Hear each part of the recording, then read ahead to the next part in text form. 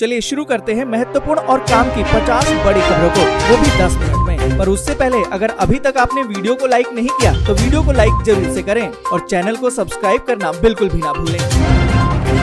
पहली बड़ी खबर की रूस से बिना शर्त वार्ता को तैयार यूक्रेन के राष्ट्रपति जेलेंस्की बोले कि बेलारूस बॉर्डर पर होगी बातचीत। आपको बता दें कि यूक्रेन के राष्ट्रपति जेलेंस्की ने रूसी मीडिया के उस दावे का खंडन कर दिया है जिसमें कहा गया कि वे बेलारूस में बातचीत के लिए तैयार हो गए हैं। जेलेंस्की ने साफ कर दिया कि बेलारूस में बातचीत नहीं होगी। जेलेंस्की ने कहा कि बेलारूस के राष्ट्रपति ने जिम्मेदारी ली है, हम बिना किसी शर्त के बेलारूस की सीमा पर रूस के साथ बातचीत को तैयार हैं। इस बीच दोस्तों आपको बता दें कि यूक्रेन और रूस के बीच में रविवार को भी जंग जारी रहा। रूसी सेना जहां यूक्रेन पर तबातोड़ हमले कर रही है, वहीं अब मसला बातचीत की टेबल पर लाने का प्रयास भी किया जा रहा है। दरअसल बेलारूस के अधिकारियों ने यूक्रेन से अपील की है कि वो रूस से बातचीत का ऑफर स्वीकार कर ले। आपको बता दें कि इससे पहले क्रेमलिन ने कहा था कि वो यूक्रेन से बेलारूस में बात करने के लिए तैयार है, तो यूक्रेन की तरफ से कहा गया कि वो बेलारूस में बात नहीं करेगा। इसी बीच रूस की मीडिया का दावा है कि यूक्रेन ने रासायनिक हथियार का इस्तेमाल किया है। रूसी मीडिया के मुताबिक कीव के बाहर फास्फोरस वाले हथियार का इस्तेमाल किया गया है। साथ ही दोस्तों आपको बता दें कि रूस के राष्ट्रपति व्लादिमीर पुतिन ने यूक्रेन के साथ युद्ध के बीच में एक बड़ा फैसला ले लिया है। पुतिन ने न्यूक्लियर डेटरेंट फोर्स को भी अलर्ट पर रहने के लिए कहा है। इस बीच दोस्तों एक बड़ी खबर निकल कर आ रही है कि यूक्रेन में फंसे भारतीय नागरिकों की वापसी के लिए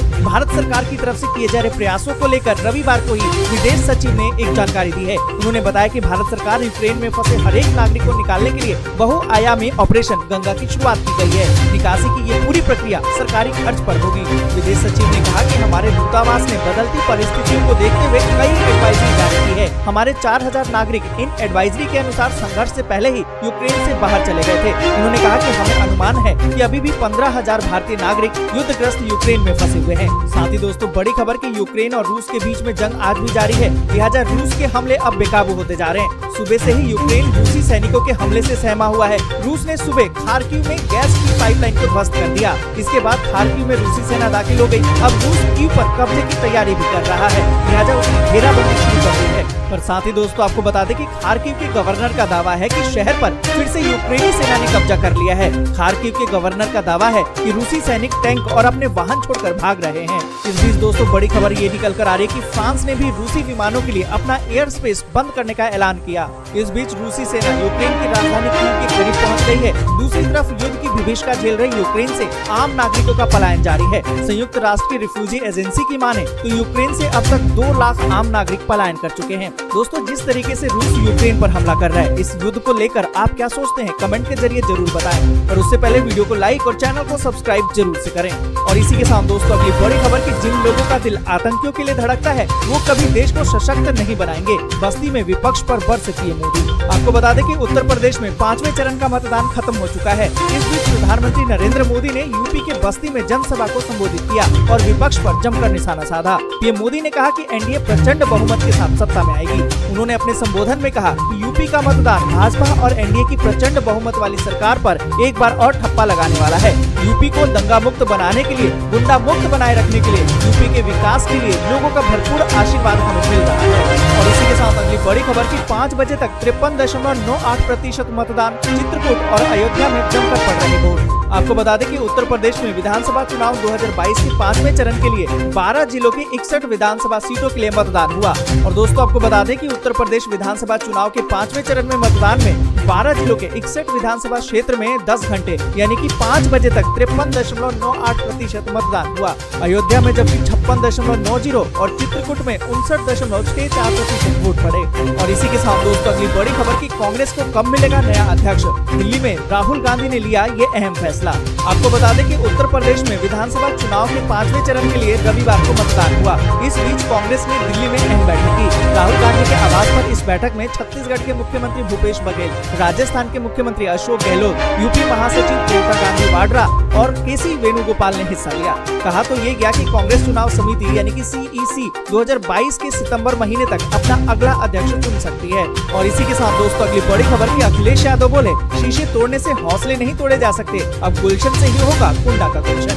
दोस्तों यहाँ पर आपको बता दें कि उत्तर प्रदेश के पूर्व मुख्यमंत्री और सपा प्रमुख अखिलेश यादव ने कुंडा में सपा प्रत्याशी पर हुए हमले हमले पर योगी सरकार पर जमकर निशाना साधा। उन्होंने ट्वीट करके शीशे तोड़ने से हौसले नहीं टूटते हैं, कुंडा अब गुलशन से ही गुलशन होगा। दरअसल दोस्तों यहाँ पर आपको बता दें कि कुंडा विधानसभा से समाजवादी पार्टी के प्रत्याशी गुलशन यादव की गाड़ी पर अज्ञात लोगों ने हमला कर दिया। उनके वाहनों पर पथराव भी किया गया। इससे 3 गाड़ियां क्षतिग्रस्त हो गयी, सिर पर चोट भी आई। और इसी के साथ दोस्तों अगली बड़ी खबर कि बुंदेलखंड में बनने वाले गोलों और मिसाइलों से पाकिस्तान में भी है दहशत। बुंदेलखंड में बोले गृह मंत्री अमित शाह। आपको बता दें कि यूपी में 5वें चरण का चुनाव प्रचार खत्म होने के बाद अब राजनीतिक पार्टियों का अखाड़ा पूर्वांचल बन चुका है। इस बीच गृह मंत्री अमित शाह ने बलिया में एक जनसभा को संबोधित किया। अपने भाषण में उन्होंने कहा कि बीजेपी इस बार भी सत्ता में आ रही है। अमित शाह ने जनता को संबोधित करते हुए कहा कि 5वें, 6ठे और 7वें चरण में पूर्वांचल की जनता को इस पर बहुत बड़ी इमारत बनाने का काम करना है।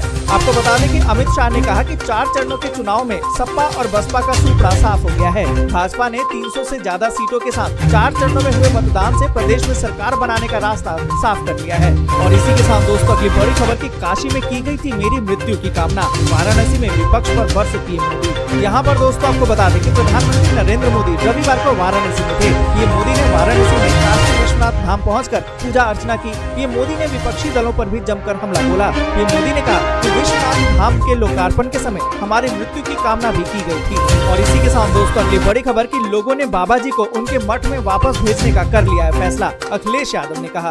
दोस्तों यहाँ पर आपको बता दें कि समाजवादी पार्टी के अध्यक्ष अखिलेश यादव ने रविवार को दावा किया कि उत्तर प्रदेश के लोगों ने बाबा जी को उनके मठ में वापस भेजने का फैसला कर लिया है। जाहिर तौर पर ये जिक्र उन्होंने मुख्यमंत्री योगी आदित्यनाथ के लिए किया, जो गोरखपुर से 5 बार सांसद रहे हैं और गोरखनाथ मठ के महंत भी हैं। और इसी के साथ दोस्तों अगली बड़ी खबर की एलन मस्क की दरियादिली, यूक्रेन के मंत्री की गुहार पर स्टारलिंक सर्विस कर दी एक्टिव। आपको बता दें कि रूस के भीषण हमलों का सामना कर रहे यूक्रेन की मदद के लिए अब दुनिया के सबसे अमीर आदमी एलन मस्क ने हाथ आगे बढ़ा दिया है। स्पेसएक्स के मुख्य कार्यकारी अधिकारी मस्क ने अपनी कंपनी की स्टारलिंक सैटेलाइट ब्रॉडबैंड सेवा को यूक्रेन में एक्टिव कर दिया है। यूक्रेन के उप प्रधानमंत्री ने सैटेलाइट मुहैया कराने की उनसे अपील की थी। और इसी के साथ दोस्तों अगली बड़ी खबर कि अमेरिका ने बढ़ाया मदद का हाथ, यूक्रेन को तुरंत मिलेगा $54 मिलियन।